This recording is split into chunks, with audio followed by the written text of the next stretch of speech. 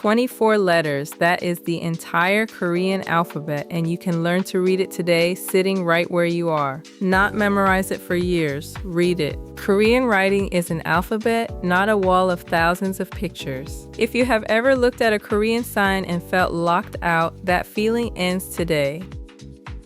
And there is one little circle hidden in these words that does two completely opposite jobs, a trick that unlocks the whole script, and I am saving it for you near the end. Erica here, and I will be the stickler for accuracy in the room. Cynthia is right, and the history backs her up. This system was deliberately engineered to be learnable, which is rare for a writing system. Nova jumping in. Here is the pattern that grabs me. Most writing systems on Earth grew by accident over many centuries, picking up quirks nobody can explain. Korean is the rare one a person actually sat down and designed on purpose, like an engineer drafting a clean tool. The long view from me. I have watched a lot of people quit on day one, staring at the shapes. They quit because nobody showed them the trick. The shapes are not random. Let me prove it with one tiny word before we go any further. Watch what happens when I take a single Korean syllable and pull it apart into its pieces. This block reads Han. It is made of 3 letters stacked into one tidy square, an H sound, an A sound, and an N sound. 3 letters, 1 block, 1 syllable. And that is the whole secret in miniature. You are not memorizing the word Han as a picture.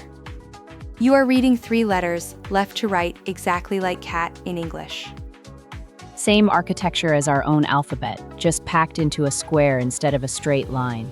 Lewis, that is the difference between quitting and getting it, right? It is the whole difference. Once you see the letters inside the block, you stop being afraid of the block. Erica, ask them the question we always ask before a first lesson. Gladly, here it is for everyone watching. Ever tried learning Korean before and given up? Drop it in the comments, then keep watching, because today it is going to land. So here's our plan, and it is short. We learn the consonants, we learn the vowels, then we snap them into blocks and read real words. Let us start with the consonants, the sound makers.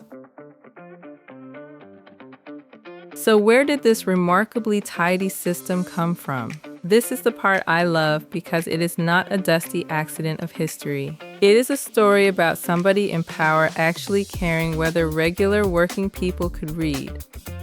Here is the history, and it is solid. A Korean king named Sejong introduced this alphabet to his court in the year 1443. He made it official a few years later, in 1446, in a document whose title means the proper sounds for teaching the people. Lewis has the dates exactly right, and the motive is the headline. Before this, reading meant mastering thousands of borrowed Chinese characters, which realistically only the elite could ever do.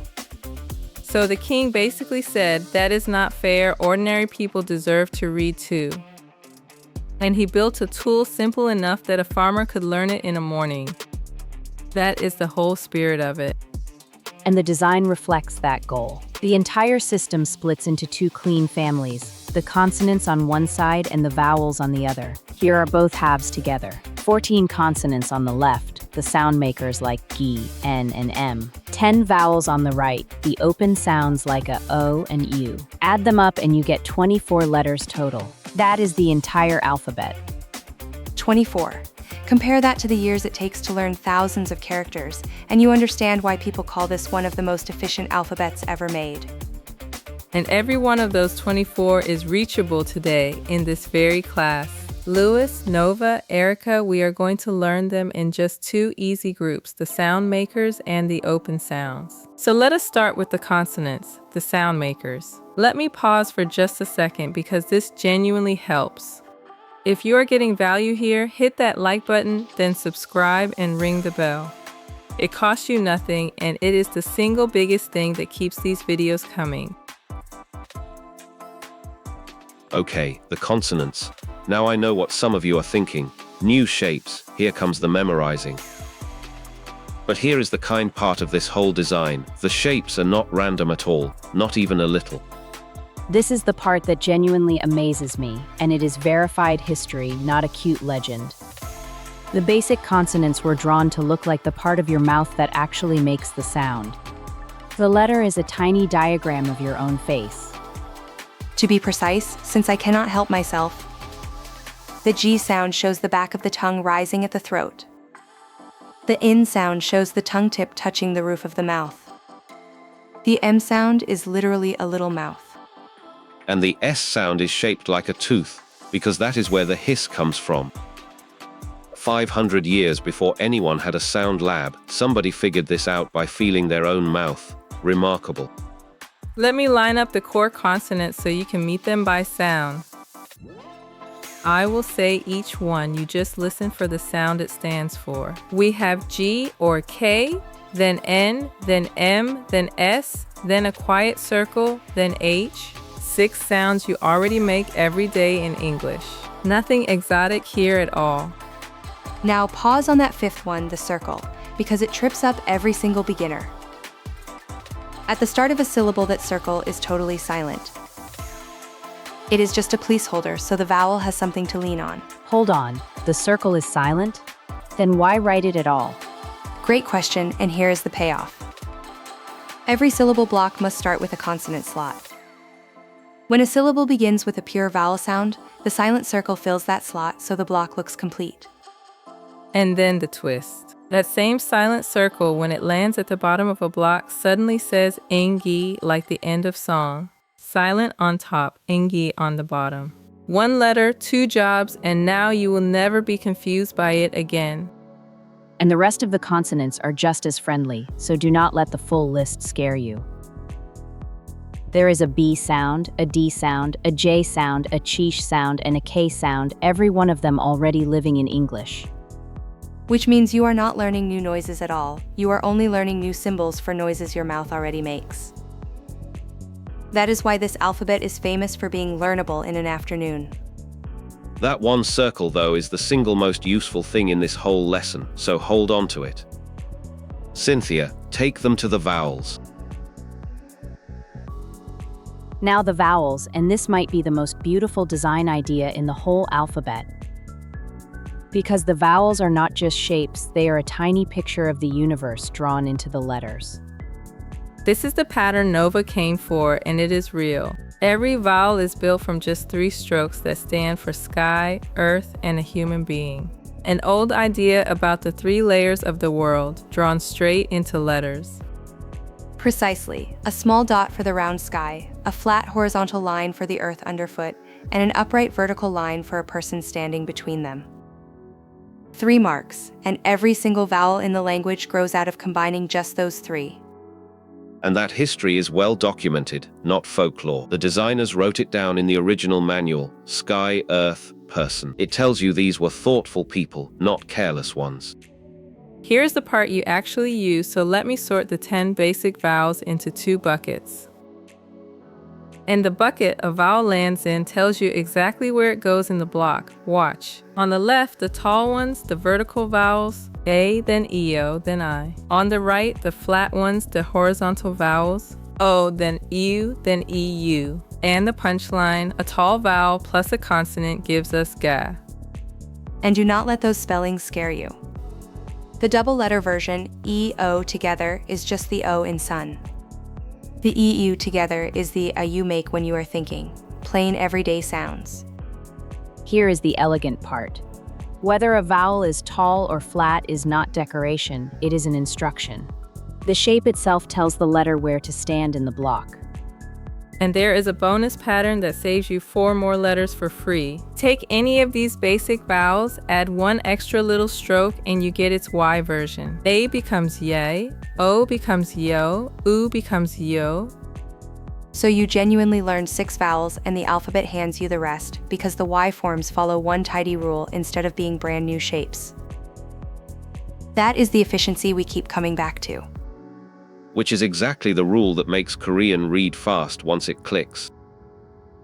And here is what is coming. Stick with us, because in just a minute you are going to read a real Korean greeting off the screen with 0 help. Cynthia, show them how a block gets built. This is the key moment of the whole class, so let me slow right down. You now know consonants and you know vowels. Building a syllable block is just snapping one of each together, and the shape of the vowel decides how they snap.